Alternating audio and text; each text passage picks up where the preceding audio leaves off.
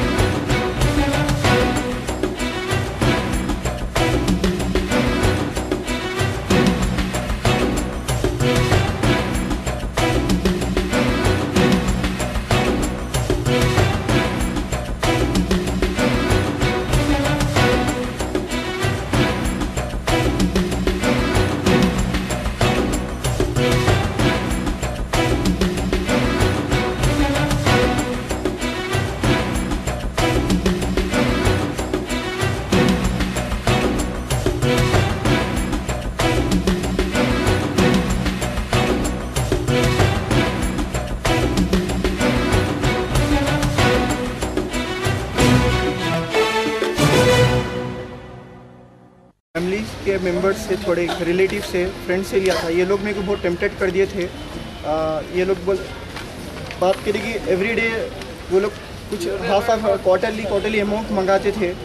आपका कंसाइनमेंट आ जाएगा, कल आएगा बोल के मंगाते थे। हम लोग अभी टेम्पटेड होते थे और थोड़ा पैसा जो हम लोग के पास था, actually I was going for the abroad और gulf countries to do the job. उसका थोड़ा पैसा था, पूरा चले गया। रिलीज होता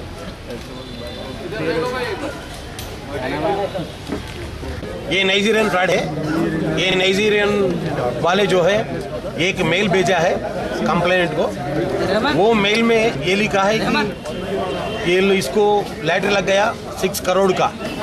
ये 6 करोड़ का लॉटरी देख के उन्होंने वो लोगों से कांटेक्ट में आ गया। कांटेक्ट में आने के बाद वो लोग बहुत सारे रीजंस बताते गए। आरबीआई का क्लियरेंस चाहिए, हाई कोर्ट का परमिशन चाहिए, एडमिशन फीस चाहिए, लीगल फीसेस चाहिए।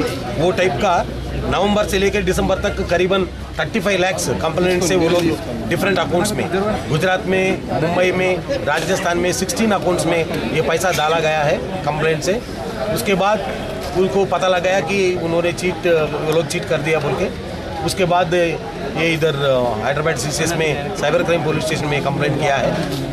इन्वेस्टिगेशन हमने साइबर क्राइम का इन्वेस्टिगेशन करके ये चारों को हमने आज गिरफ्तार दिखाई दे रहे हैं। और इसमें हम लोग 4 लाख का कैश, इंटैक्ट कैश मिला है और 4 लाख डिफरेंट अकाउंट्स में है और एक कार है, कुछ सेलफोन्स और सिम कार्ड्स जो वो लोग यूज़ करें वो सब हम सीजर बनाए हैं। और 16 अकाउंट्स जो मुंबई, गुजरात और राजस्थान में है वो लोगों के ऊपर भी इन्वेस्टिगेशन जारी रहेगी।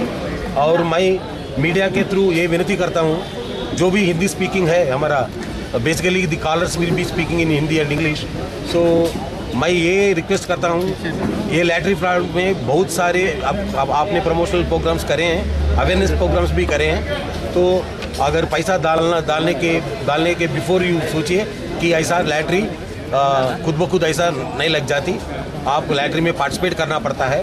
अगर आपको ऐसा लेटर आया है, आप 10-12 जनों से डिस्कस कर ले और कंफर्म कर ले कोई पढ़े लिखे आदमी से अगर ऐसा लैटर लग सकता क्या नहीं, मीडिया के थ्रू और कुछ ऑफिसर्स और एजुकेटेड जो भी है वो लोग आपको बता सकते हैं कि ये फ्रॉड है, ये नाइजीरियन फ्रॉड का ये मोडस ऑपरेंडी है।